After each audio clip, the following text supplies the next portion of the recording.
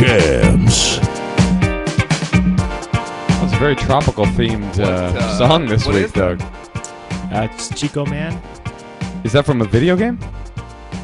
No. Chico Man? That means boy man? The guy's name is Chico Man. Boy Man. That's boy man. M-A-N-N. Is that true? All right. Yeah, I think he was in the Antibalas or one of those bands. Oh, yeah. All right, good. Yeah. And you're fucking with the champs, ladies and gentlemen. We're the champs, by the way. I don't know if I mentioned that. No, now I know. The champs. My name is Moshe Kasher. That was Neal Brennan you just heard. And, of course, behind the ones and one, behind the iPad, it's the one and only DJ Douggpound. Hey, I'm Doug, man, not Bob Dylan. All right. And, of course, that sexy, deep voice you heard that you were wondering, who is that? Neal, did you want to introduce your friend? This guy is a personal friend of mine, who I don't ever see, but I think we greatly like each other. We're fond of each other. We have history in the best possible sense of the word. Mad history. And you've won Emmys. Won Emmys? You've won Emmys. You've won Tonys. Been nominated for Grammys. You've been nominated for Grammys. No Tonys yet. No Tonys as of yet. But the life is still young. What do you call that when they win all the Oscar Tonys? That's a triple double. There's a term for that. Yeah. No one who did it, like Will Smith or nobody's. No. Chico Man. Rita Moreno. You're Chico Man did. Chico Man did win. He did the triple double. Along with Rita Moreno and Barbra Streisand or somebody like that. Yeah. But we don't know what it's called. And Chico Man. And of course, Chico Man. Man, the suspense is killing me. Who are we listening to? You might have seen him on many different programs. Let's Make a Deal. Whose Line Is It Anyway? Yep. 30 Rock. Show? The Ronald McDonald House. Oh shit. There's a lot of different places you might have seen. Somebody got Wikipedia. Nah, dog. Wow. I'm a big fan. That's all. What the hell? Ladies and gentlemen, the one and only, the famous, I'm so happy to have you here. It's Wayne Brady, ladies and gentlemen. Yeah. Well, I'm very happy to be fucking with the champs. Oh, yeah. We're happy to have you. Sickly. Which I've got to tell you, it's kind of interesting to hear the tropical Chico Man beat come on, and then you're fucking with the champs. Yeah. Boom, I know. yeah. We're very positive and negative at the same time. That's what Love Doug does. You know what? Here's what I'd like to point out about Wayne Brady. Guys, weren't you impressed with how good-looking he is? When he walks in, you go, this is where you go, oh, yeah, this is what, on camera. Yeah, no, This guy's on camera. I gotta say. You belong on camera. Great-looking, charismatic. You beam positive energy. You got the stuff, kid. You look like a cute guy. All right, Trust me, talk man, to trust me. What are you doing? Talk to me about your life. What am I doing? Since I've seen you, I haven't seen you so in much, 6 years. So much has transpired. Yeah. You know, I've been bouncing from one thing to the next, enjoying this business of show. When I left the talk show during our tremendous episode of your show, Yes. The Chappelle Show, Yes. then I went on Fox and I did this show called I did this thing, Celebrity Duets, I think, and then I'm blanking on my own show, the music show where people had to sing. Don't forget the lyrics. That Don't was forget what the you lyrics. did. You did. Damn. Don't Thank forget you. the lyrics, and And don't forget the name of the show either. Wow, who's the asshole? Me. And hosted a bunch of things and did a ton of sitcom stuff. Toured a lot. I was working in Vegas.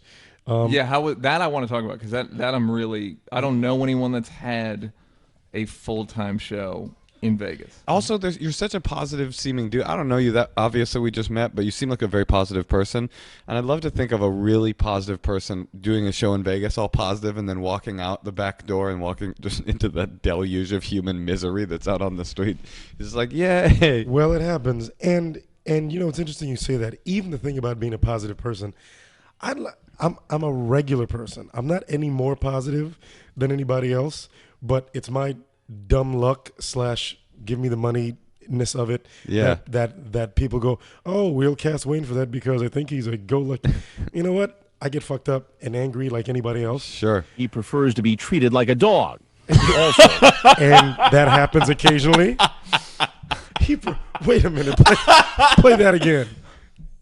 He prefers to be treated like a dog and also a toilet.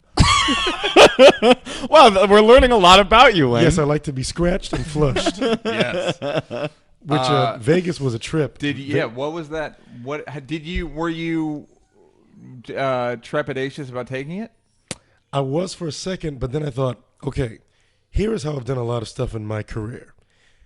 I look at something and I go, a lot of people wouldn't do that because they think they're either too cool for it or they don't know if they can wrap their heads around it. Right. I go, I want to do that, and I want to make that cool, and I want to win with it, and then I want to step away. Right.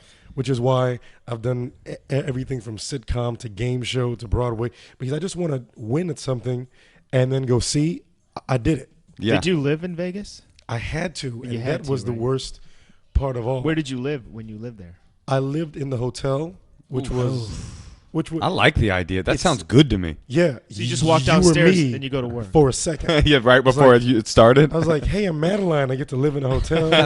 Smoke weed every day. What? Now, when did you realize, like, oh, I've made a mistake by living here? Like the third day in. When you realize I've ordered everything off this menu? Yeah, that I know everything.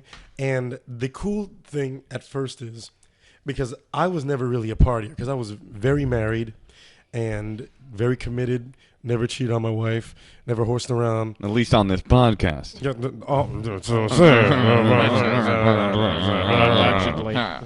allegedly. And so I never partied. So I hit a point when I was doing the Vegas show, I went, I'm single, got a little bit of money in the bank, and I'm doing It's right show. bareback, brah. You know, I feel like Sammy Davis Jr. I'm going to party. Right. That lasted all of maybe a couple weeks, being at the club every night, Got old. buying bottles. Life was like a rap video because I Right. almost thought that all the MCs have fun. I'm going to try. That shit is exhausting. Here's the thing about rap videos: 3 minutes long. 3 minutes long. Not a whole evening Yeah. and not days. And also, a lot of rappers are very immature and are down to just Yeah, like, they're- we're going to party till the wheels fall off. Yeah. But you have a family and had But been the married wheels, at that point. Yeah, the wheels really shouldn't fall off. Ever. The wheels shouldn't fall off. Keep the wheels on. Yeah, so when they say we're going to party till the wheels fall off, you're already starting at a negative. Yeah. If your shit falls off of Right. anything, you're wrong. How are you going to get home? How are we Right. going to get home? Rapper. We are stuck here. Yo, what's a taxi? Fuck a taxi. Okay, I'm a so walk. so did it affect? Was there like a Vegas bottom? Was there like okay, this is the You is the- stanky breath, smelly pussy, dookie blade, having ass, tramp bitches. When I went to go see that band play, the Vegas bottom, there are a couple of Vegas bottoms. One Vegas bottom is it's 6 a.m. and you're leaving Dre's, which is the spot that you go to, you know. after hours. It's the after And it's in a hours. shitty hotel. That's the other thing. People are like, Shitty. "Are you going to Dre's?" Around 4, all the dirtbags start asking, "Hey, are you going to Dre's? You going to Dre's?" And you're like, okay, can you get me in?" They're like, "I can get you." Yes, and then you go, yeah. You make friends, and I'm using air quotes, Yeah. with people that you'd never look at or talk to in real life. Right. And you find yourself at 6 a.m, leaving Dre's, going to, I forget the name of it, Seamless. This other place, which is a strip joint, which I didn't realize it was a strip joint. I was like, oh. With a name we're like going- Seamless, who would have thought? Who would have? No, I thought We're all gonna get suits seamless. made. Yeah, like it's smooth. Oh, It's a got it. smooth place. It's smooth. Got it. And then I'm still partying and drinking at 6 a.m. with naked women. And then I Right. went, and then for some people, This is your rock bottom. You can't pop a boner? That's the rock bottom. that's the rock bottom. When you look down and you have no boner at Yeah, Seamless. that is Yeah. sad. But like for me to be a grown ass man with a family and a responsible citizen, to be drunk out at 6:30 in the morning when the sun is up, and I've been up since 6 the previous morning, Yeah. that just is my personal, what the hell am I doing? Yeah. And then when I look around and I've spent so much money on these strangers who are now, we're with Wayne. Yeah. Yeah. Like, who are you? Yeah. And why am I doing this?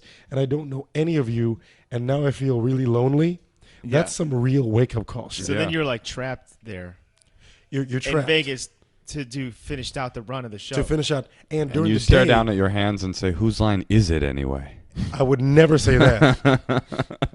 Oh, but the night's young. Yeah, nice. Yeah. Did So- anyone ever offer you cocaine and say, "Wayne, whose line is that?" That Did you meet anyone hilarious? Is what I'm trying to I've ask. never used coke in my life, but I have to admit, if someone would have stepped to me, I think, and With that gone, line? That's the gone- bonus. Gone, Wayne, whose line is it anyway? And then on a mirror, you've been like, you know I've what? I gone- don't do cocaine, but for you. Yeah, because I respect the joke. and you're gonna open for me. Yeah. Yeah, and then you know what's funny is that when you have a night like that, and then you're breaking up the group. You're a party pooper for breaking up the group, but they're like, "What do you mean you're going home?" Right. You're like, "I gotta get up, dude. We all gotta get up." You're an idea to me. I Be the gotta- idea. Yeah. Keep being the idea, I man. was like, no, not for you. No, my friend. Not But I'm a stranger. But I'm a stranger. You owe me. Yeah. Because I've watched you on TV. I got an idea of you. You got to live. Have you ever read Jay McInerney's It's 6 a.m. Do You Know Where You Are? It's a short story. No. Jay McInerney. Oh, is that how you say it? Yeah. Sorry to all of the No, literary his gods. stories I've read. Yeah. Not it. You would love the story because it is about a man who is stumbling out of a club in New York City at 6 a.m. and just losing himself. He has done cocaine. Yeah. Somebody approached him with that line, and he is losing his very self in the moment of like. It's a really powerful short story. That's a real moment. That's a Yeah. real, and then it causes you to go, why am I here in Vegas? And did I make the wrong career decision? All You of my keep big, doing big wider and friends on wider TV. shots. You're like you start on like a Right. close up of your face, then you go wider. Like, why am I at a nightclub? And you're like, wait, why am I in Vegas? Right. Why is in- Vegas here? Yeah, why does am I in Vegas Nevada? exist? That's always Vegas. That's what I like about Vegas. It's like, what are you doing here, Vegas? You have no reason to exist. But there is a reason. Love this place. Vegas is where everyone goes to do the shit they wouldn't do That's in true. their own homes and in their own towns. And that you would sounds- never do an improv They go there to show. be assholes. I would never do an improv Right. show. Well, no, outside because of Vegas. no, he's there to entertain those people, Right. essentially, right? And I meet those people in the bar and walking down the street, and the things you see people just pissing on the corner, or the things that people will say to each other. Right. It's amazing who. It's weird to think that person in real life might be an accountant. yeah, Maybe totally. a doctor. Totally. Right. But tonight, I'm wearing my Affliction T-shirt. Yeah. Yeah. Tonight, I'm a piece of shit. Dog. And if you call somebody on it, they will look Oh, you yeah. straight in the face and go, "It's Vegas, Wayne." Totally. It's like you did you come up in clubs or No. So like the famous girl in the club is "It's my birthday, girl. It's my birthday," and you're like, "But you're ruining the show." But it's my birthday. It's everybody is "It's my birthday, girl" in Vegas. just don't care. Because I'm allowed. Yeah. It's like, but no, bitch, you're not allowed tonight. You are Right. not. And now that I've done clubs in the past few years, now I've learned to put that person in their place. Right. Totally. Handily. I bet you're because fine at It's that. not Yeah. it's not about you. Yeah. But it is. But she's too drunk and too birthday to even care about your moral lesson. You've been well. And then I'm the jerk because I am that guy who likes to give moral lessons where Totally. there shouldn't be any. It's like, Is that true? In your act, you'll be doing your act. You'll be like, look here, woman. What's your name? Carolyn. Like you'll go look, off on her. you are somebody's daughter, right? Now, do you think your daddy is happy that your large ass is half naked, standing on a stool in the middle of my? I just came to what? You just came to? You're a whore. Let's make a deal. Let's make a deal. He looks like a white Eddie Murphy. Wow. What is that? What was that? What context was that ever said in? Nothing ever has context on this show. You know what I always If say you want to about- know, it's not that exciting. It's some screen tests Uh-huh. for best week ever. Oh, That's cool. funny. Someone was feeding Natasha lines and Oh, that was Natasha Oh, Leggero. very good. All right, let's back up. Who are you? Where are you from? Did you bring condoms with you?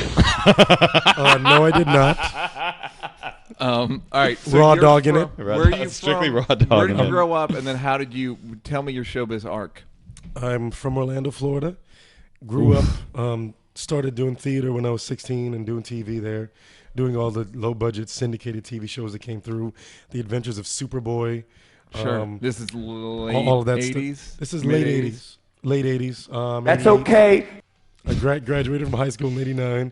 Started working at Universal Studios, doing the Ghostbusters, the theme park show, Awesome. and Awesome. Beetlejuice rock and roll show, and singing doo-wop. I was a breakdancer. At Universal. I'm at Universal in Florida. What was the moment where you realized I got to get the fuck out of Florida? It was when I was doing, and I've had a few of these moments. In Florida fact, having Yeah, one yeah, moment- day 3. It was day 3. It was the It was 3 days old. Day 3 of my life, and I was doing the Beetlejuice show, And You were playing Beetlejuice. I no, presume. I was doing Dracula. Because in the Beetlejuice show, Beetlejuice brings all the universal monsters to Got life it. and changes them so they become the current incarnations. So it was okay for Dracula to be black because then he becomes this sexy soul-singing Dracula Right. and the Bride of Frankenstein. That sounds like a very racially sensitive choice that R&B. director made that wrote that show. Yes, yeah, but not all the Draculas were black. Okay, Some were got black. it, got it. So it was up to your own interpretation. Sure. Great. Because I also did the Wolfman, who the Wolfman, they did skew it very black in their minds because the Wolfie had to do a break-in number. So you had to be able He to looks break, like a black Jeff Goldblum. and you had to do your best Jeff Goldblum, which I wasn't good at. And then I was on stage, and I realized that the other people on stage, not to sound like a snob, they sucked. A lot of them didn't sing as well, and I believed even if you're doing a theme park show, Right. be dope, be Yeah. great at that theme park Sure. show. And I was mad at being on stage with them, so I walked off stage and had a breakdown and went, "Fucking people," and really yelled and screamed and pitched a fit At them?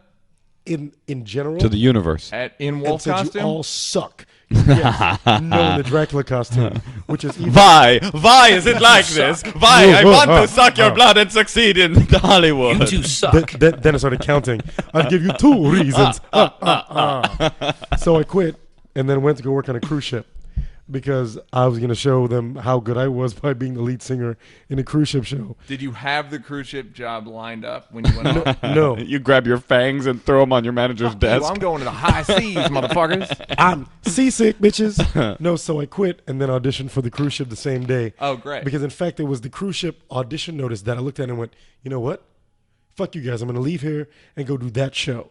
Didn't have. So this does really sound like a Wayne Brady movie. Right, You know totally. what? Fuck this. I'm getting out of here, baby. I'm going to high seas, and I'm going to make a star, and I'm going to learn how to swim, and then I'm going to learn how to swim. I'm going to shuffleboard, and I learned to shuffleboard, never learned to Think swim. outside the bun. This podcast just got racist. So Joke's got racist. Wait, but to be fair though about your story, I think that it wasn't that Universal Studios had hired crappy people. It's that you were perhaps out too talented to work at Universal Studios.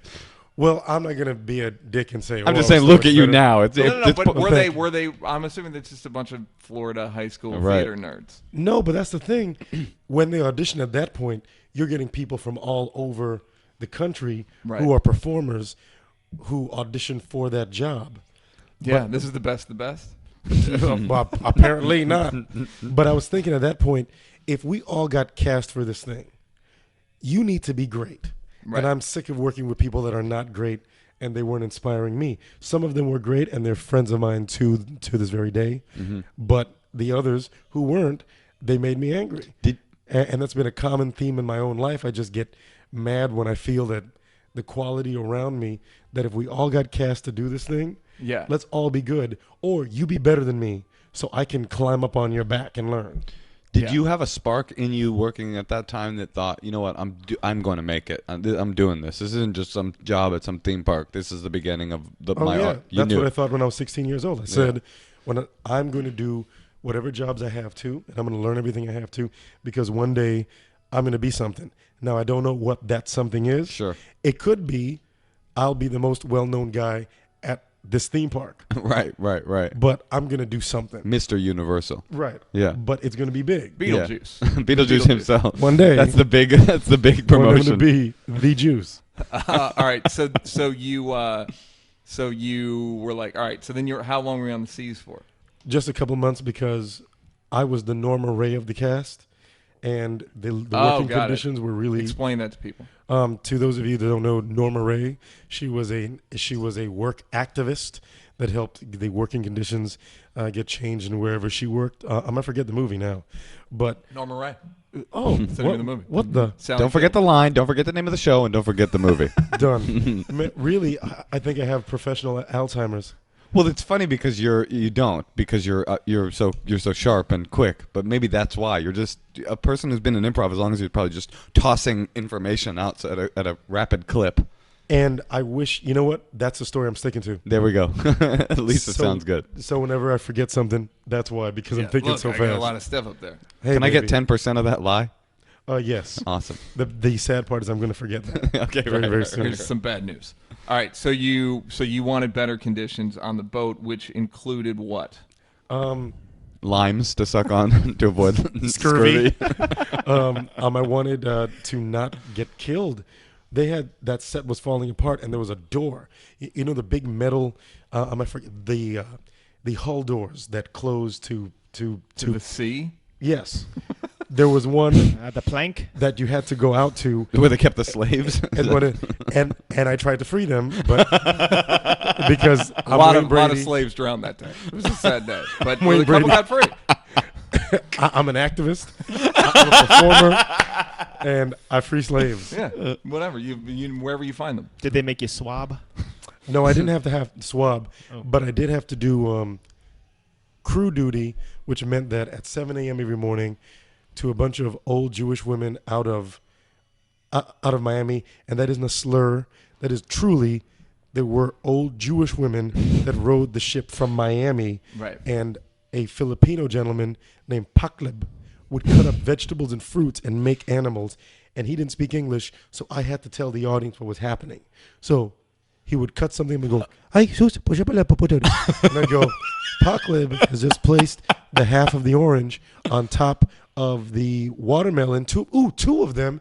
Those are eyes, and the cherries for the So pupils. you didn't speak Spanish? You were just stating the obvious? No, I spoke Spanish, but I didn't speak okay. Filipino or Tagalog. Oh, he's a Filipino man. Yeah. Oh, he said that he put the orange on the watermelon, Maud. Then move out of the way. Excuse me, ma'am. You, meaning me, I should get out of the way so they can take pictures. How big with were the these fruit and animals? shit. The Jewish women? They're Yeah. not animals. They're real women. With feelings, you asshole. That's my All right, if grandma. you say so. Cool, I'm 48 though. Is that too old for you? No, I'm looking for how someone big who were was these- stable. How big were these like little fruit animals? Right. Let's call them Poklebs. Let's call them apocalypse.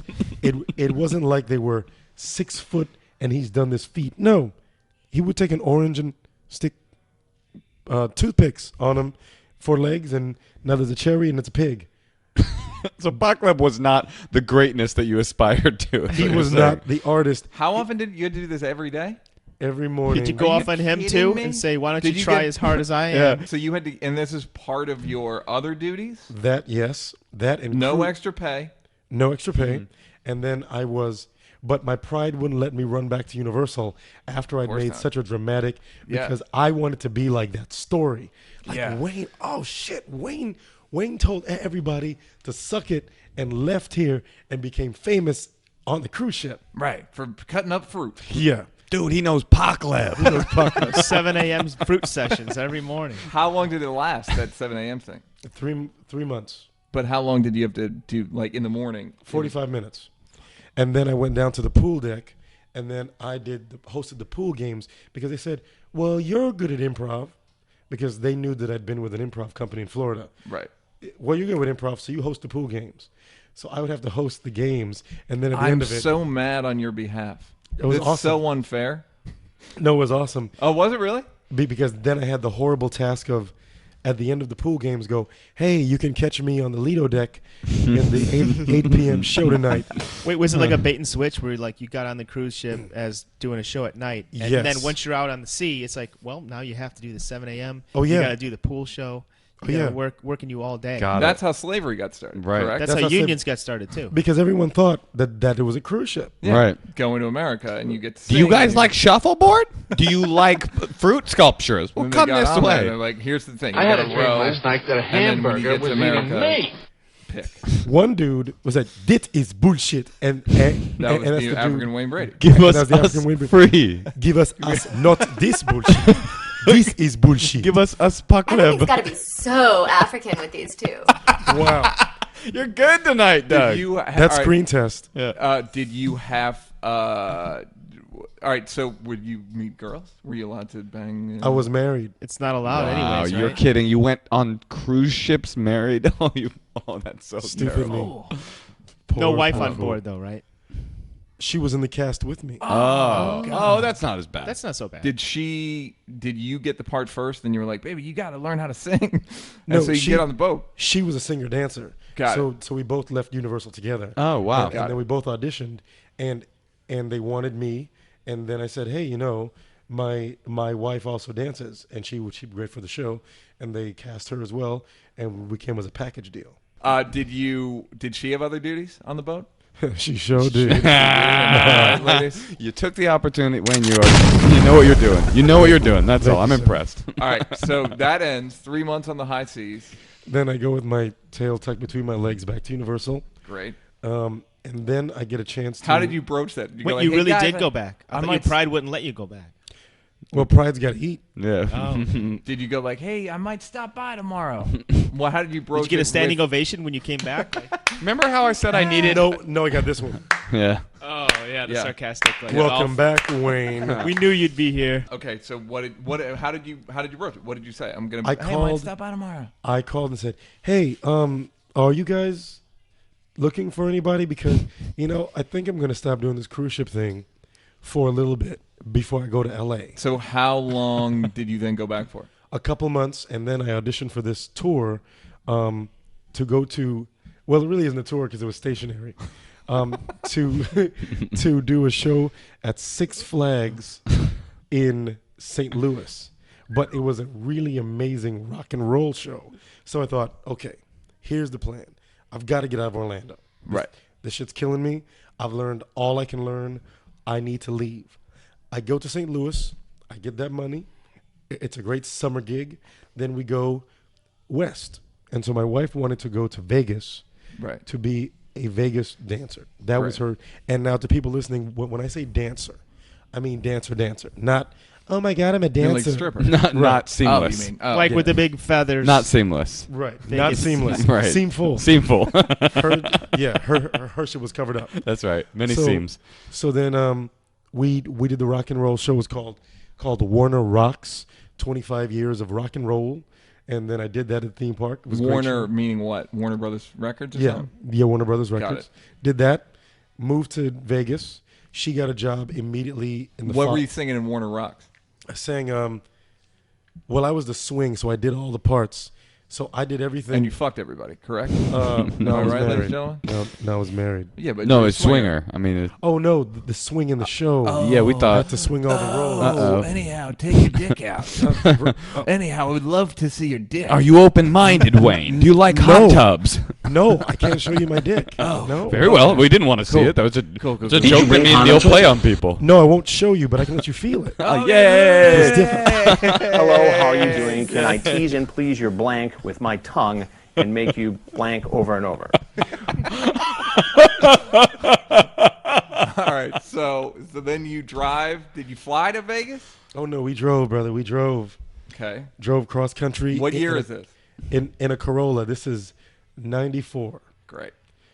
You are famous. I keep thinking, and this guy is famous, like because it's like. And then I went to Six Flags St. Louis. No, well, and that's then, show business. I think that's cool. Yeah, I've never it's heard the that. best. You know, because I think of it from such a stand-up comedian's perspective. Like our arc is such a specific thing, and I always think about other kind of entertainers and actors and stuff. How is it that how do you cut your teeth? How do you pay your dues? Because our dues are so clearly demarcated. One day, so this is interesting. One day Very they wake interesting. up and they're just super famous and That's millionaires. right, and that's right. That's how it happens.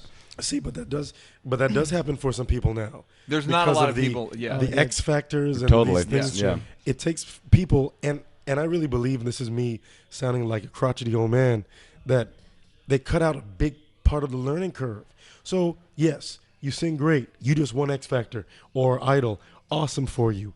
Now what happens? Right. If that record doesn't hit, like most of them haven't, you are back in Texas hosting And now you're fucking embarrassed. Yeah, now county you're fairs, embarrassed. right? Yeah. county fairs and doing karaoke gigs. Right. Yeah. And then because you were not prepared. Yeah, no, I agree. But you have a weird arc in that there's not a lot of guys like you. The comedy arc is more sort of clear, but there's not a lot of guys in doing Six Flags shows and all. Even the guys that you ended up with on Whose Line, Right. weren't like, oh, hey, I knew you from Universal Studios. We used to work together. We did the cruise ship deal. Like, what did those guys all were sort of Those guys were Second City. right And doing theater. And I was doing theater too, but I was doing, in my mind, I'm going to work I'm going to just work. So I will not work at Starbucks or wait tables. So theme parks. Have you ever had a day job? That was my day job. Right. So never a straight job. Never. I said that's what I'm. The only time I had a straight job is when I was 16. I worked. For those of you listening, my daughter is watching TV here in the air quote studio, and it's incredibly loud. Yeah. She's 8. Is she deaf? Is she really 8? She's 8, but she's tall, isn't she? Yeah, she's tall. Very tall and leggy. Yeah. Yeah. What? I said, yeah. I said you could feel my penis, not talking about my daughter. Dad, you wanted to talk to me? That Yes, was like a son. gateway to meeting your daughter. My penis is not a gateway drug. Oh, I thought it was like I could maybe start with your cock. It's funny and to then come I meet back. your 8-year-old. I just ran down and asked your daughter to turn it down a little bit, and then I come back and you guys are talking about your penis, and I'm like, she shouldn't turn it down too much. Actually, no. there should be a volume level that she can't hear. No, you know what? That kid, I've got to say, she's a showbiz kid because she's been around myself and her mom, and she's met people and been to Vegas and traveled around the world. She's heard me. She's been to Seamless. She's been to Seamless, but not performing. No. Right. No. Not performing. Just I just want to auditing. make just seeing. Just seeing what the lifestyle. Just like you audit a class. Yeah. Well, Yes. That's I want to have a baby. You took her on Daddy's Bottom tour.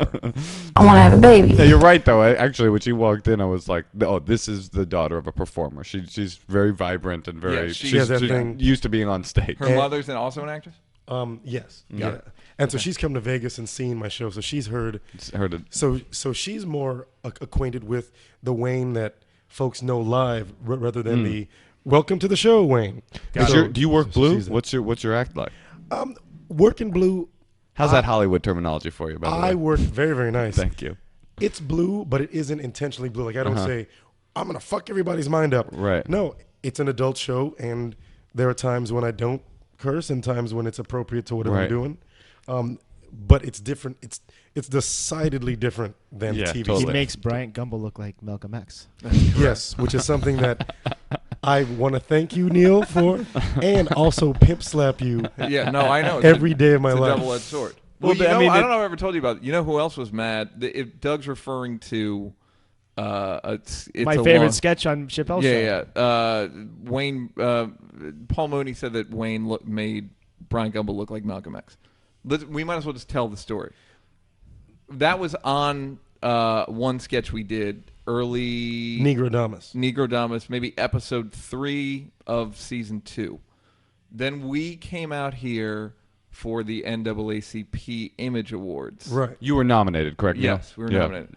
I was. I Yes, meant I you was- specifically as I think I was. I have a African American of the I have a Year. BET Comedy Award upstairs. If Nice. you guys want to see it, I don't have a BT comedy. Would you like mine? You know I can't have one. You know what a BET Comedy Award is? It's just those two girls from the Comic View that Comic have View the who sit on the cocktail stage. on the stage, so you get them.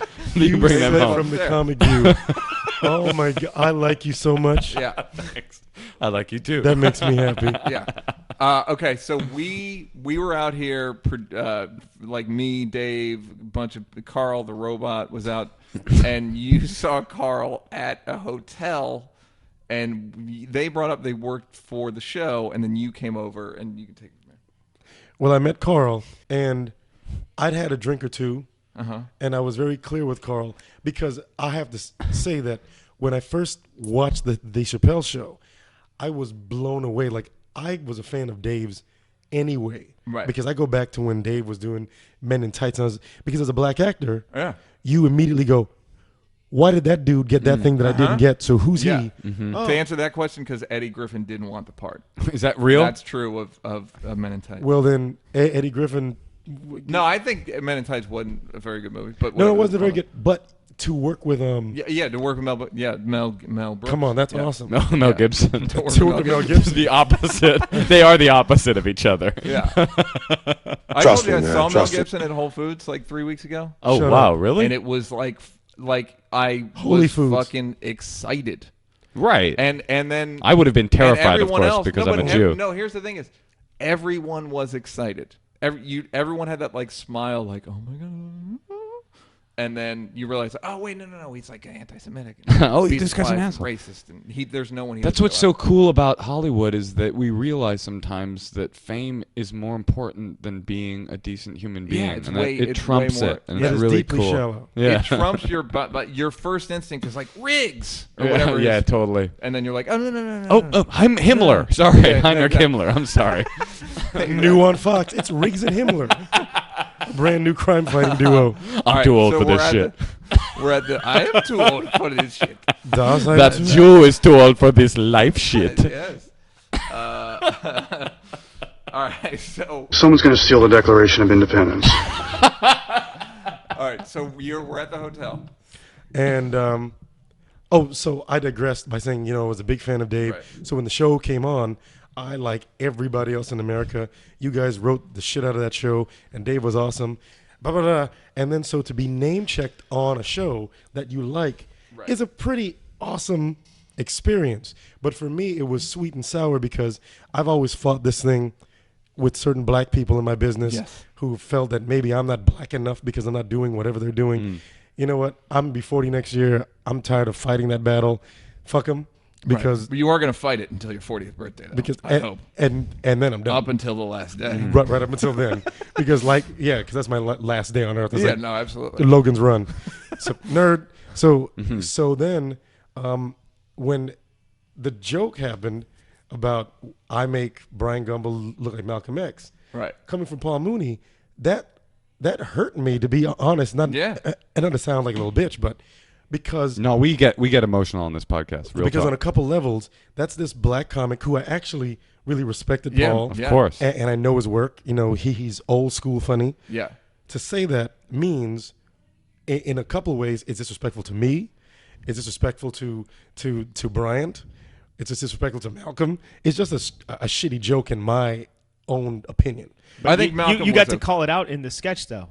Which was the awesome part. part. That when we did the sketch, we didn't know you. Right. We didn't know. Yeah, we didn't know anything. It's also disrespectful to, to your own struggle to make it. You as an African American actor, you had to do what you had to do to make it anyway. So it sort of just says that didn't matter either. So and I've never done anything. Which you could check my bio. I've never done the Captain Johnny's grinning and picking hour. Right. Well, you auditioned for it though. Right. Like I didn't do it. That was at Six Flags as well. Well, I didn't do it, and Eddie didn't do it. But Eddie Griffin didn't want to do it. Then you weren't good enough. It wasn't good enough. You couldn't pick. Yeah, it was third. Heck of a grinner though. Yeah. One of the best grinners I've done seen. My grin. He can pick, but he can't grin. That's all there is to it. All right, so well, that's a whole nother thing, which is you've never, in terms of like your blackness. Let's discuss your blackness. You've never struck me in the times I've spent with you. I never feel like you're not being who you are. I've never felt like when I watched your show, when I watched your live show, it's as black as your interests. You know what I mean? It's as like that's a good way to put it. You're as and that was a good thing about Chappelle's show too. It was a show about a black guy, and then sometimes it was just a show about a guy. Because it was funny. Yeah, it was funny. It wasn't like it was so somebody was black. That's what mattered. And that's the same thing with you. You can do black jokes. You can play that move, but you're also like a well-rounded guy. Culturally, you're mixed. Which is the way that I was raised. My folks are from the U.S. Virgin Islands, and that's a melting pot itself. Right. And so I was raised to not be prejudiced, and then to just try to get along with everybody and in the world. And in terms of, like I've read sometimes on Twitter, whatnot, listen to how he talks. I don't think I talk like Carlton or anything, who Alfonso doesn't even talk like that was a character. I talk to be understood. Right. The first thing that I learned as a child was if you want something, you have to be understood. If I say, hey, let me get out of you on it. What? Right. I will never get shit if I say that. Right. But if I say, hey, give me that now, you understand that I want this. I thought that's what you were saying. But I might have given it to you. Right. But if you may have. Remember that? But if you had said, but I was really talking about my penis. Oh, what? I was saying, What am I, a mind reader? Yeah, but I've never. Were your parents? Did they have like a patch one? Like, did they have like? Did they? My grandmother's voice she's so thick that you can barely understand her. Oh, for real. Unless you know the accent, but she raised me to talk. She said, Wayne, talk like this so that folks can understand you. So that's just how I speak. Did you? And what were your parents? Where were they in terms of diction? My father was What's your parents' Have you ever been asked diction that arc? before? Can you get your father on the phone? That's a good one. No, because he's dead. But and right on, but Neal. if I could get him on the phone, So that's a no. That would be some awesome. Did you grow up in black neighborhoods? I grew up in a neighborhood called Tangelo Park, which my mom still lives there. Like I just visited her in this small little 2-bedroom house in the hood. And that's another thing that folks are, well, you didn't grow up in. Bitch, when I grew up, it was New Jack City time. Right. So in my little neighborhood in Orlando, which everyone thinks of Disneyland and World, I mean. You played Pookie in New Jack City the Ride, correct? In the ride, yes. 6 times an hour. Yeah.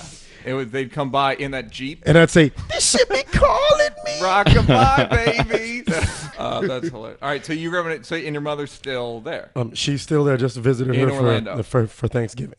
Great. Yeah, it's interesting. A lot of what you're talking about is people's perceptions based on input that you're giving them, personality traits, your voice, whatever, and then they've created a narrative about you that is. It's back to the guys in Vegas and back to the thing that Which I said is about you being fine. positive. It's the Wayne Brady story that everybody else is writing, basically. Yeah, which is fine because that's human nature. I know enough now that you can't fight. When did you for real figure that out? Because there's so many things that I'm just now figuring out. Really, to be honest, this year I made the conscious decision to think about that and be at peace with certain things. To be at peace with, I can't make someone not be an asshole. Right. So if I keep trying. Have you tried yelling? I've tried way too much yelling. Right. And I can't please everybody, including an audience member. I went to my website today, and someone that came to a taping of Let's Make a Deal, which I had to tell people, the taping of Let's Make a Deal is different than the TV version of Let's Make a Deal, because when someone is stupid or says something that I don't like, I'll say something to them, and it's generally very funny, and you know, it's real. And it'll be cut out. And it'll be cut. Yeah. And I say what I say, knowing full well it's going to be cut. So it's very freeing. Sure. So this one woman came and obviously did not enjoy her experience. Right. Because she said that, in fact, you know what? I'll look it up. She said that I was on my cell phone the entire time, and during the breaks, I didn't talk to the audience, and I was very arrogant and very rude, and I can learn a lesson from my friend Drew Carey because he knows how to talk to people and blah, blah, blah. Well, you know. Did she go to his taping? She should have. Fuck. Yeah. So she said that I didn't talk to them. Now, me being the person I am, I was getting ready to go online and go, no, ma'am. They tell you when the taping starts, I don't talk to people because there's a lot of money on the line. So I'm not supposed to come out and go, hey, girl, blah, blah, blah, blah, blah. Because then when someone gets picked, someone in the audience can go, Bias. he had a connection with that woman. That's why she has $100,000. Yeah. So in order to avoid that, I walk on stage, camera, talk, smile, smile, smile, and I walk right off. She wanted me to stand out there and play the banjo for her. I love this. I could not, but I was going to try to explain that to her, and then I stopped myself and I went, you know what? She's going to leave with the impression, he didn't pick? He didn't smile? And at the end, she said, and I, for one, will not be watching Let's Make a Deal anymore, and best of luck to you in the future, sir. That's exactly how it was written. And I realized I can't change that perception. I can't. Too bad. Yeah.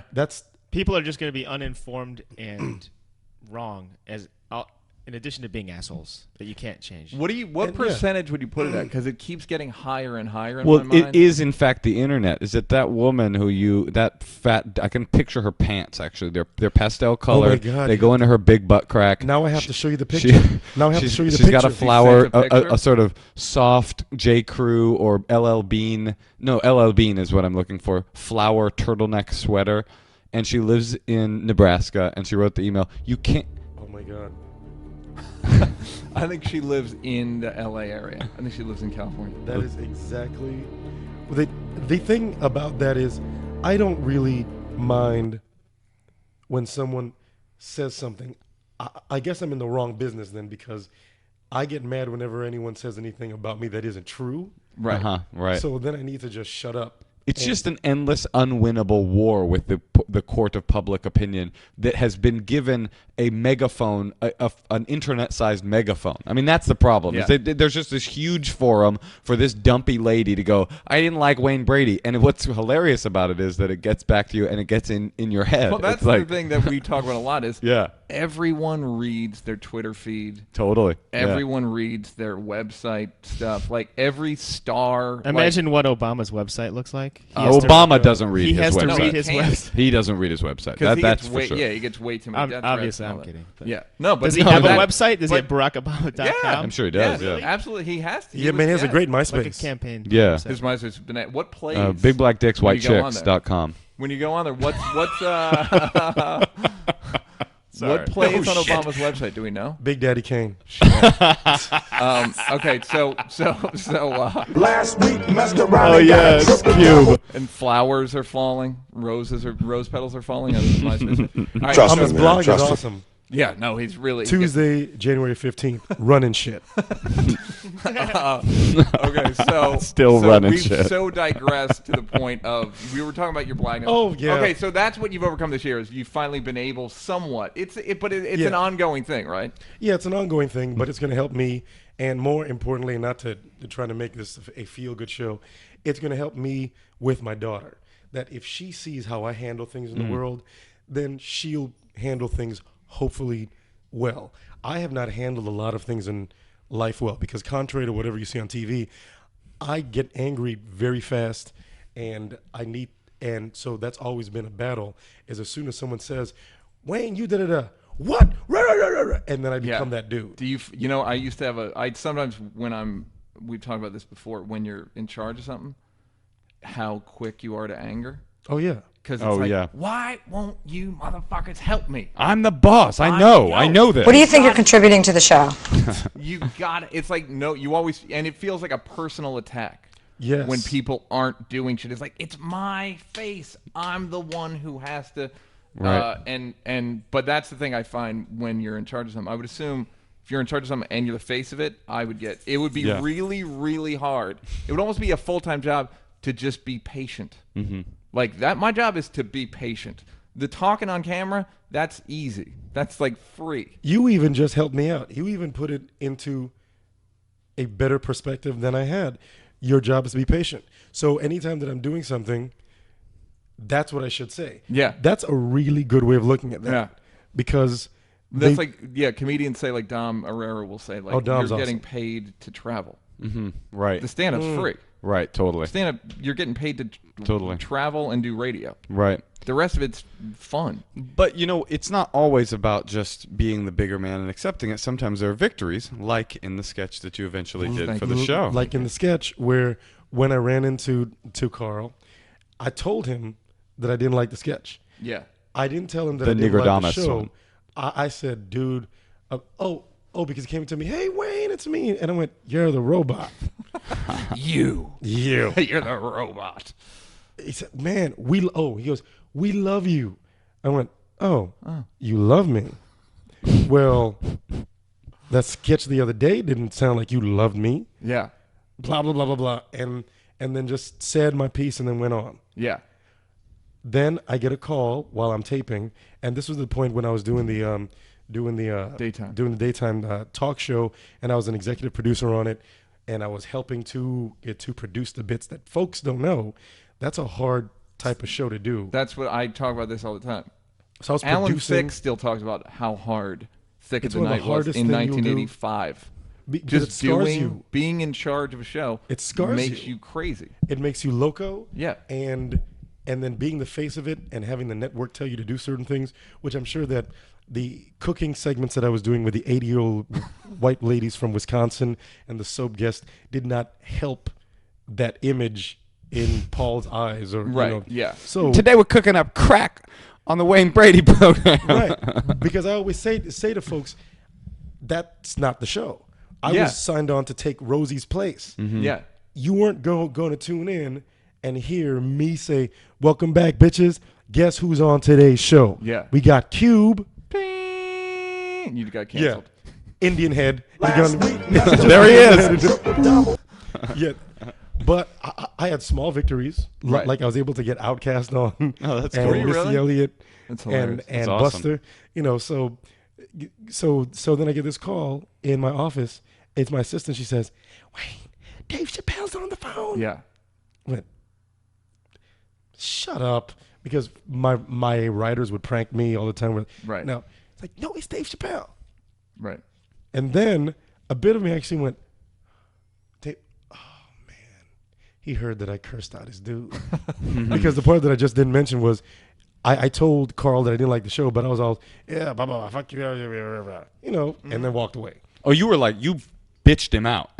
A little bit. I Not gotcha. him You know what's funny personally, is I've never heard that. I didn't hear that from him. Carl's such a because like, he's such a nice guy. Yeah, he's such not a him diplomatic guy. personally. Like it Yeah. wasn't like you. I went, Yeah. oh, you like me so much? Yeah. Then what's up with that? Why are y'all talking shit? Blah blah Yeah. blah. Good night, sir. Fuck you. I will Good never luck, come to your sir. show. Send. I had my piece, and now I bid you adieu. Maybe you can make fun of Drew Carey, my friend Drew Carey. Make fun of the back of my arse as I walk away.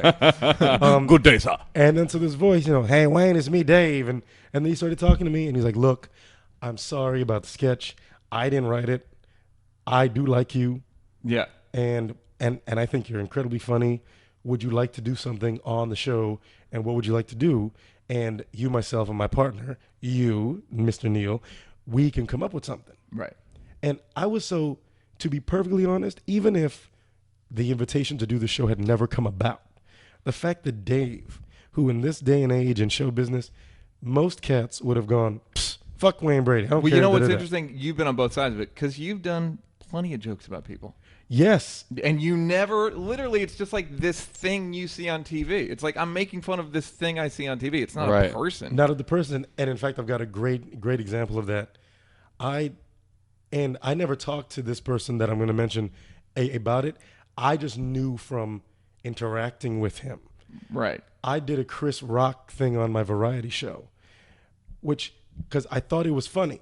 I think that Chris Rock is one of the most brilliant minds in comedy. Yeah. Hands down. Ever. Yeah. Right. So I wasn't making fun of Chris Rock. I was making fun of Chris Rock's on-stage persona, because I've heard Chris Rock speak. Chris Rock doesn't do interviews and go, how y'all ever know? Chris No, Rock he talks does not do as that. much like you as he talks as much like Carlton as you do. Right. Interesting. Close enough. So in my mind, and this was the beat for the sketch, I thought, what's the most incongruent thing I can think of right now? Chris Rock and Annie. That'd be funny. What if Chris Rock was singing Hard Knock Life and then turned it into a rant about how hard, and what if he said, that's kind of funny. Yeah. And then I did the impression. Please do it. And then I thought, no, because my Oh, voice your is all voice. jacked up. Yeah. Sorry. And Would then you I thought, grace us with the impression tonight? My arse. next time I will. Grace my arse with it. And then I thought, oh, Eddie Murphy is. Sorry. That was the impression. That was Wayne Brady doing Murphy is the guy the from laugh. the Eddie Murphy. And then I got some teeth, and I did it because I thought that would be funny. Right.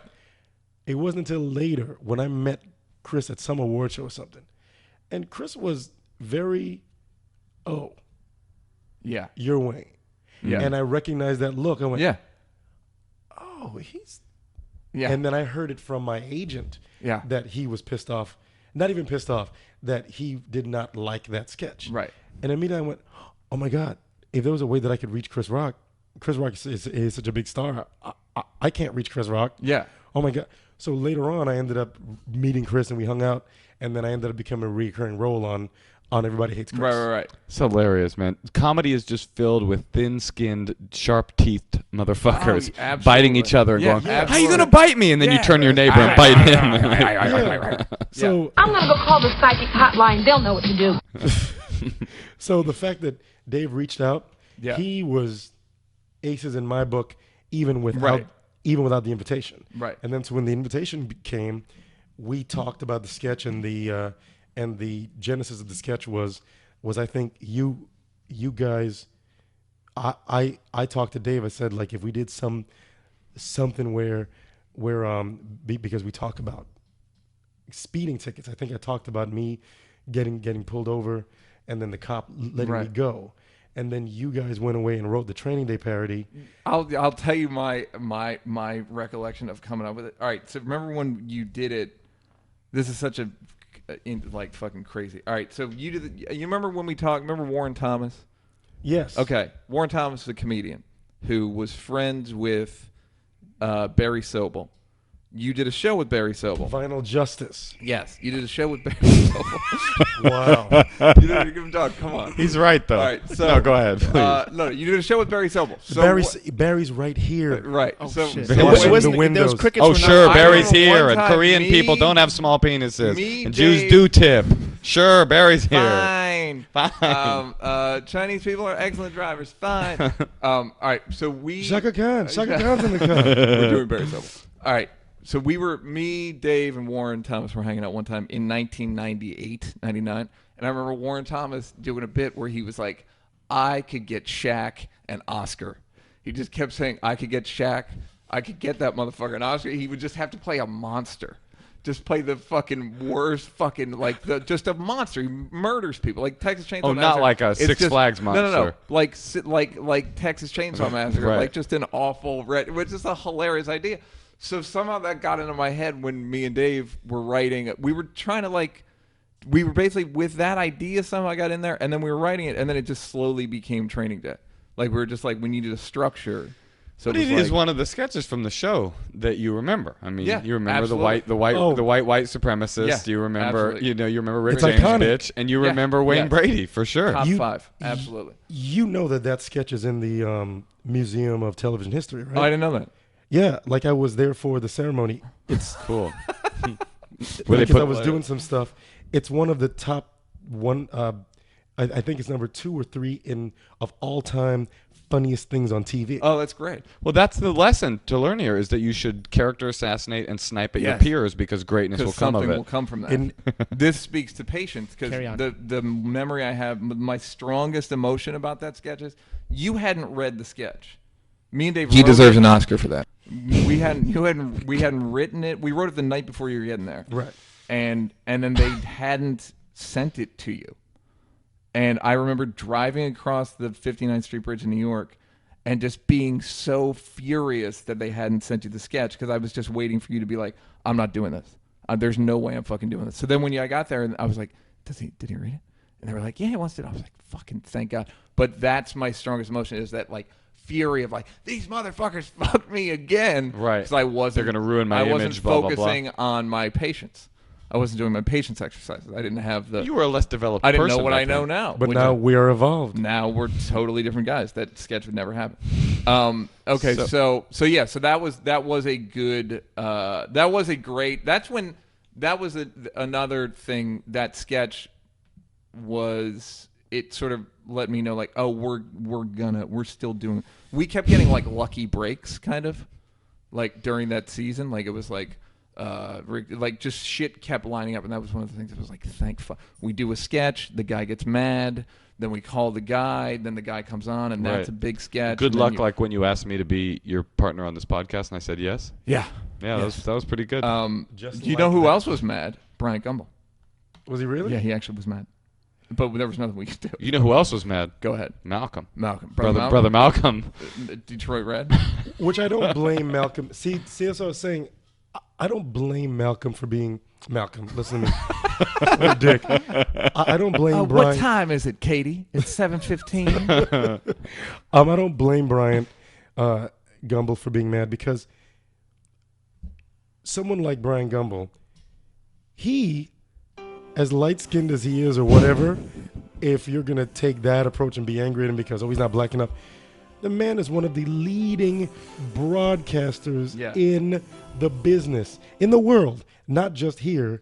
He is one of the leading guys. You should aspire in whatever hood you're from to look to, I need to be like this cat so I can get out of here. And if that's his hustle, then that's where I want to be. Instead of turning on yourself and going, he made it because he's this, he's white. That's that's such a that backwards thing. way of And we've had thinking me about and Moshe about this argument too of there's guys that are there is that black enough or not black enough. Like Michael Wilbon is black enough. You know what I mean? Like, I could go down the list of guys that are like making it in basically the white media, and you just go black enough, not black enough, black enough. Not like to be clear, I've never had this discussion. I want everyone to know that I've never been involved in it. Yeah, you have. We don't have a real list. No, we haven't gone down the list of like who. I have a list upstairs. On today's Black Enough list. That's right. It's me, Neal, Heinrich Himmler, and Riggs. Yeah. We go over who's black enough, who's the right amount of Jew, who's too Jewy for his own good. No, but like there is best candy bar ever. But I guess it goes to the Jew thing I just do for the homeboys. I guess you never make the choice, but do you go? I guess your character is the way you talk and all that shit is just set at a certain point. Did you made fun of in high school?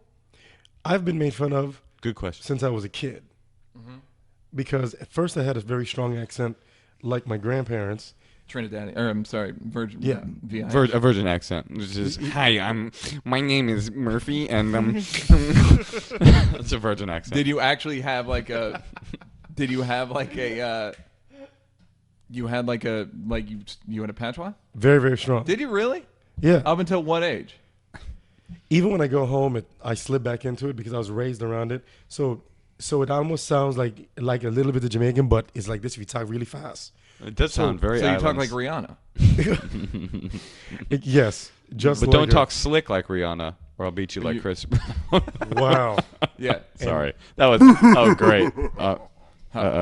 And my daughter just walked up. Yeah, the show just got PG. Should we talk to her? Oh no. Miley, you want to talk? Don't you dare! Don't you take one? Huh? Want to say hi? Do you want to tell Say me hi to the about your dad? Say hi to the say hi to the, say I'm messing with the champs. Will you say that? I'm messing with the champs. Yeah, say that. Hold on, we gotta get that. There you go. I'm messing with the champ. Yeah, you are. Yeah, that's filthy.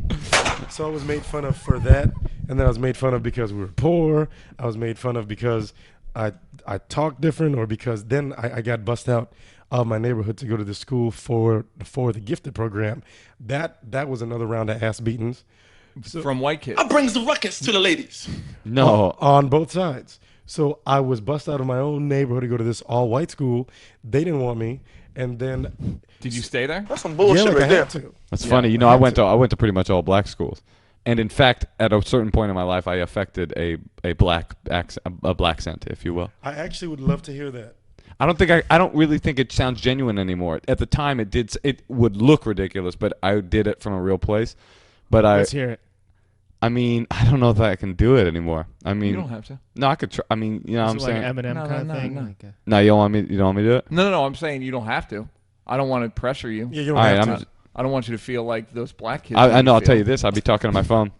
I'll be talking to my brother, and we'll be having a regular conversation, just chatting back and forth. I'm like, yeah, well, David, you know, blah, blah, blah. And the phone will ring. I'll be like, hello? Hell yeah, what's up? Nah, chilling, man. Get the fuck out of here. Yeah. All right, then. Peace. And I go back to talking to my brother, and he'd be like, what are you? What are you doing? I watched You know what's that. funny? It's all right then. Yeah. That's the one that is truly authentic. That's how you know I'm from the streets. That's how I know. Yeah, well, that's but the thing about white people, they have good schools. It's true. That's It's true. The thing about poverty is that they can't. Yeah, that's straight up. It's straight up. Like, Yeah. so you have to. I always say that, and I said it. It might be in Torre's book. Whenever a black dude spends time with white people early in his life, it's better. They succeed more. Every black guy I know that's had success spent time with white people. You know what? That's an interesting way of looking at it. You are broadening my horizons. Really opening because you I up. didn't think about it, and because I hate to break everything back to race, but it's a part of the world. It's a part of Absolutely. So I could see why because I want to make it clear. It isn't like that the white people made this guy successful. It's the fact that there were white people in this place, and where there was more than one, especially school-wise, that's a successful environment. Right. Well, Right. So you take someone who has the seeding for whatever greatness, whether Right. you'd be, because there are a lot of drug dealers and hustlers on the street right now, and gangbangers who are geniuses. Yeah, who are very Bad smart. boys. Yeah. Geniuses. No, it's But coming but back just to haven't Malcolm applied X. that. That dude Yes. in Malcolm X, Absolutely. his boss man that always remembered all the numbers. I mean, I think what we're learning now with the Occupy Wall Street movement and everything else is that really the problem isn't. We've been thinking that the problem was race. And it is, but really the enemy is poverty. The enemy is poverty. Yeah. And because if you have a little bit of money, it changes your perspective. Yeah. You can send your kid to a good school. You don't have to go to a certain place to get certain things done. So it elevates everything. So it is money. It isn't the class. Yeah. It's, right. Yes, No, it's not race. It is class, though. Yeah. Yeah. Yes, it's not race. It's class. But the thing I like when black dudes interact with white people at a young age, it's like it just demystifies white people. Because I think a lot of white people are just afraid of black people because they don't know them, and a lot of black people are just afraid of white people because they just have never dealt with them. Well, because we are taught, much like, and I don't know if you guys ever did this, but it's kind of like when I was a kid and I'd never seen a vagina before. Mm-hmm. The other dudes would make you believe that it had teeth. Right. And was, yo, man, it had teeth on it, and it was great and big. Da-da-da. So that's all you have to go on. Do they not have teeth? Well, incisors. Okay, right. But you're taught that about other cultures as well. Yeah. Well, yeah, man. Like Oh, my right. dad's boss, this dude hates black people. Yeah. He whips him, and da-da-da. So Yeah. you go into the world going, well, that's how they're going to treat me. Uh-huh. Yeah. So I need to have this wall up. I have the advantage, I think, that from the time I was a baby, my grandmother took me traveling.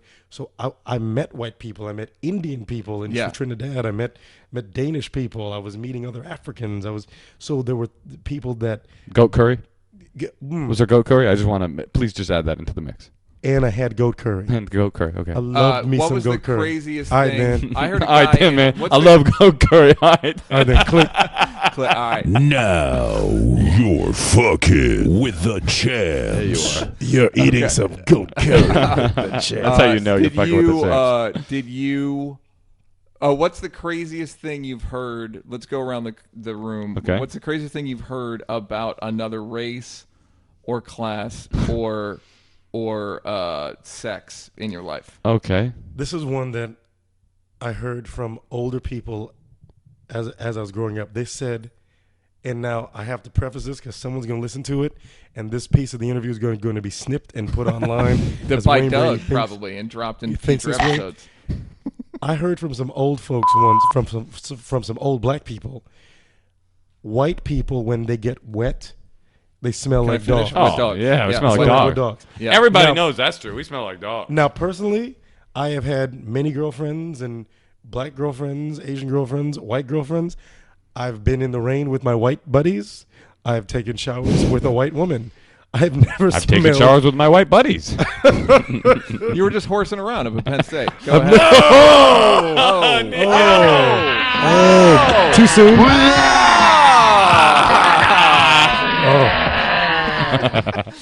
That's great, Doug. Oh, I can't walk right. But I would counter that and say that I've been whenever Ireland has a smell. No, this one is simple. Black girls don't get their hair wet when they shower. And so you don't smell wet hair after the shower. White girls do. And so you come out, you smell wet hair. Wet hair smells like a wet dog. I mean, that one is But easily. You've actually gone more racist Trust than the me, person man, you heard trust this me. from. Wow. Wait, how? What? Well, that was actually scientific, I think. In a weird way. So it's the hair. Yeah, for sure. I'm sure. Because I've never smelled anything even to say, oh, there is a distinct aroma. It is a dog-like scent. Okay, I'll say this for black women. I went out with a black woman. This is a long time ago. Congratulations, and her by the way. hair did not smell good. And I went to Dave and was like, hey, what's the deal with the hair? And he's like, yeah, it's just the black girls can't get their hair wet. And he was like a big Right. So that actually, I'm going to buttress your point, albeit it is a stereotype. And bad, but I'm of the mind that white people do smell like wet dog. Yeah, I'll go with that. All of Ireland smells like wet wool. It just smells like Yeah. everybody's Because of the wearing clothing. sweaters and just wet white people. Actually, I was just with a woman recently, and this is a Congratulations. This is a PG story. Yeah. But I was smelling her, and I was going I was like, what's that? What is that scent? Because And she was like, "Oh, it's Aveda," and I was like, "It smells like Blackjack, my dog, Blackjack." No, I didn't say this to her. I was thinking, it smells exactly like my dog, Blackjack. What about that time I found you naked with that bowl of Jello? No, Moshe, what do you got? I got a good one. Yeah, go. My friend Chantos, who is a Cambodian refugee, Son of the guy from the boat. Go ahead. Son of what's his name? Wayne Pecklip. I am Chantos, son of Pecklip, son of Chico Man. He told me that in Laos, the people in Laos eat a dish that is made of cow shit. Great. The feces of a cow. Right. Eat food. And I didn't believe it. I thought it was just like some racist, you know what I mean? Like, you know, those Laotian people, they got that shit dish. Until I watched Andrew Zimmer's Bizarre Foods on his episode about Thailand, which everyone should watch. It's the most horrific thing you'll ever see. Can I see it online? Yeah, it's on Netflix. And go to do the Cambodia episode and the Thailand episode, the first Thailand episode. The guy, the chef? It's not Anthony Bourdain. This is called Bizarre Foods. It's on the Food Network, and he goes around the world eating the most horrific things. Disgusting. Okay. It's Don't watch it. beyond belief. We're gonna watch that tonight because my daughter and I watch Oh, all of those things. yeah, cow pie. So was it true though, Mo? It's true, man. Wow. It's true. There's a. Did you ever hear one that wasn't Trust true? me. All right, because Oh, you want- I'm of the mind that Wayne, your was true. Sure, I've heard ones that aren't true. Yeah, Bizarre Foods. I've heard ones that everybody's heard. Jews have horns. We don't have I horns. never heard that for real. Though. Black people have tails. Right. Black people can't swim. I mean, they can swim. Nah, I mean, they not by and large. We can No, I- swim, you but I don't can think a lot. swim. We can swim, but I don't think a lot of us float. I don't know what the black people don't like camping. That's true. that's true. Do you camp? This is getting. No. Is this getting weird? Are we getting? No. I don't getting think it's weird at all. Damn it! I wanted to I try. think you guys are just put talking that about down. stereotypes now. You're not talking about like. Bizarre Foods. Okay, no, we are, but I'm talking about stereotypes that are just like. I penis. heard that Mexican guys play in mariachi bands because and they wear those big hats because they have a small hole on their head, and when they're playing their horn, the air can escape in there. You're kidding. That is, Really? That is some No, I elaborate never- shit. Oh. I got a big laugh out of Wayne's daughter. Yeah. No, that was. Now she's gonna go to school and every day. That's from Wayne's daughter. All right, what I heard from a guy, from what an do you got? adult in Chicago, is that that a buddy of his only dated Asian women because he heard that they were subservient and had silky vaginas. That's Well- true though. That's true. Well, so again, Thank you, Thigh Master.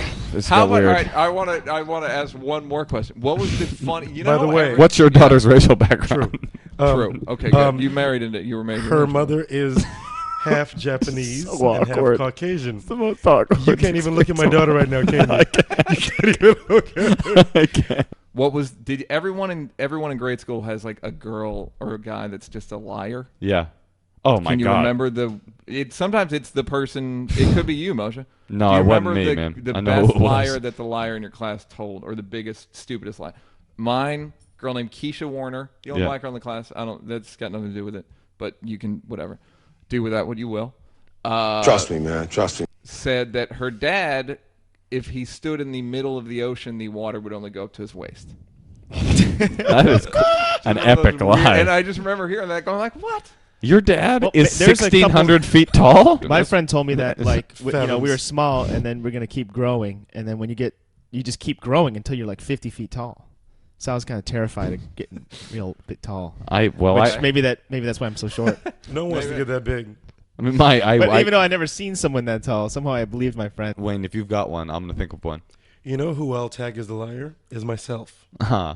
Great. And this is something I've never talked about. So this is an exclusive, I guess. Great. Yeah. But I've got to remember to put it in my book later. Yeah. So I didn't have a lot of money growing up, and in the school, is that glory? Glory. No, it's some sound effect music, library music. Oh, okay. I thought it was very specific. Play it every time it gets a sensitive story. Ready, go. Okay. Growing up, I didn't have a lot of money, and the kids at the high school that I went to, Dr. Phillips High, was I know that's across from University. across from so rich and wealthy. Yeah. That I began to adopt this persona because because in the gifted program, you moved through all these grades together. So they were the same kids of these rich parents that I met when I was in elementary school. Now everybody's in high school, driving cars, dressing really, really well, and blah, blah, blah.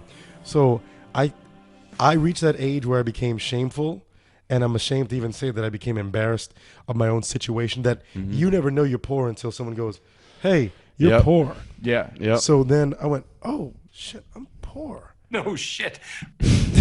Just like that. I went, well, I've got to find some way to bring my stock up. So it was small lies at first. Like I told them that everyone was saying, well, for my 16th, my dad's going to get me, I think he's going to get me a Beamer. Right. And maybe blah, blah, blah, blah. And with all the Buffys of the world. Yeah. Right. So, and then I said, okay, so I'm going to lie, but it can't be too great a lie. Yeah. So I've got to shoot. So I said, I think that my dad's going to give me his old car. It's a couple years old. It's an Accord. It's a really cool Accord. It's tricked out. And then maybe he'll let me get the Beamer. I'm not really sure. Oh, wow, that's cool. It's like, cool, good. I dodged that one. And then the clothes, I was like, well, I don't have any of the clothes they do. So I took shit from the Lost and Found. Wow. So I took At school? So I took this U-Men sweatshirt, and U-Men was a big brand, and did this Adidas thing because my mom would never have gotten me that. And so I felt so ashamed of doing that I put it back. But I wore it for some class picture. And then I put it back in the Lost and Found. Wow. And then the other lie, which is, now that I look back and I'm the fan of hip-hop that I am, I realize what a dumbass I was. My bus driver was the one that got me hooked on hip-hop. Right. Because we didn't have it in my house, so she would make me mixtapes. And sounds like a very professional lady. Very, very nice. She would smoke weed every day. Oh, great! Like the one time that we right. Where were you, Doug? I'm trying to cue up something else. Okay.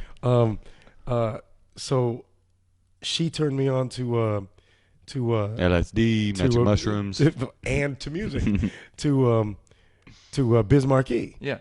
So none of the other kids in Orlando in my group had heard of this. So there was a song with him and I think it was MC Shan. Make the music with your mouth, Biz. Yeah. So I told these guys, it's like, yeah, I'm making songs. A cousin of mine from New York, just came out, and I went in the studio with him, and they went, "You're making songs?" I went, "Yeah." So I played them that. And I told him that I was singing the chorus. So I told him that was me going, "Make the music with you." Now, in hindsight, that's a big lie. If I wanted to pretend to be a singer, was I really going to say that I was that cat? But I was trying to earn myself some cred. So they thought that I'd released this song. I said, yeah, like I just have this song, and it's a demo, and I'm going to go out to New York with my cousin later, and we're going to cut it. What a huge ass lie that was. For a full 2 months, I had those cats thinking that I wrote that You song. could get away with a lot before the internet. That's funny, man. That's true. 'Cause they could have immediately been like, "What is that song? Let me Shazam that." Nope, that's not you. As you're saying it. That's my, really? No, you're out. No. That's a cool it was story. MC Shan? I want to say it was Sham, but it was definitely Biz Markie. How did they catch you? No one caught me. It just kind of went away? Yeah, like went away because they knew that I was singing around school and stuff. So it was plausible enough. And I told them that they sped my voice up. And that's why it was so weird and high. And Did they ever ask follow-up questions? Like, did anything happen with your record? Like, you mean the class reunion?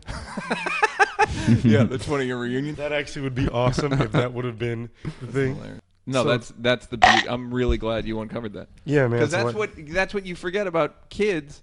It's fucking weird. We're incredibly weird when we're growing up. Because you're trying so hard. Yeah. Because you're trying so hard. So, yes, I completely admit that I told a lot of... That's it. Hey. With your Wayne Brady, ladies and gentlemen. That's Wayne Brady, you guys. That's Now, is it Shan? It just says Biz Markie here. Oh, okay. Actually, Sure, I can it's we can play the whole song to say You're goodnight. potentially also a better singer than whoever that was. Oh, years in a way. There ain't no potential. No, that happened. Actually, we can play it. We can play it out. Are we getting to the? We're getting towards the end. We gotta wrap it up. Yeah, we got to wrap it up. What a cool conversation this has been. You're a goddamn good man. You're Man, I appreciate you and you, man. All right, Dan. All right, then, son. All right. Wayne Brady was here, ladies and gentlemen. You listen to the Champs. Go to WayneBrady.com. Say bad shit about Let's Make a Deal. That's right. Watch Let's Make a Deal. Also go to Neal Brennan. NealBrennan.com. At Neal Brennan. Which I've got to start following. I'm going to start following you now. And I'm at Moshe Kasher, the one and only. And of course, I will be at the Comedy Cafe in Milwaukee on New Year's weekend if you want to mess with that. And also, I'm Doug. And also, I'm Doug. Also, I'm taping an hour special in Oakland, January 12th. So follow me on Twitter for that information. That's Moshe. You got anything coming up? No, I'm here. Thank you very much. I'm doing a thing next week, and then I'm doing I'm not doing any live. I'm doing I do a Sunday show every Sunday in Santa Monica. Please come. Yeah. You're invited. You're invited. We didn't ask. Wayne, do you want to drop any? Is there anything you're promoting that you would like to mention, or just? You know what? Check my website for my tour dates. I've got a gang of dates coming up. Awesome. Starting no negative comments. January. That's right. Please. Maud. Good day, sir. You will never see me, Mr. Brady. But go and check that out. Let's Make a Deal is on. And fuck you and Facebook. And I've got a new CD dropping in June. Oh, cool. So for real, what kind of music? R&B. MC Shan type shit? R&B. Making the music with your mouth. It's called Make the Music with Your Mouth. Ladies and gentlemen, that has been the Champs. Wayne Brady, what a classy guy. Thanks a lot. Thanks for tuning in. Hey, come on. This is the new album, right? Yeah, that's right. They really believe it was me. That's hot, actually. Play it out, Doug. Play it all the way to the end. Follow Doug at Douggpound on Twitter. Yeah, thanks a lot. Peace. Late. Good night.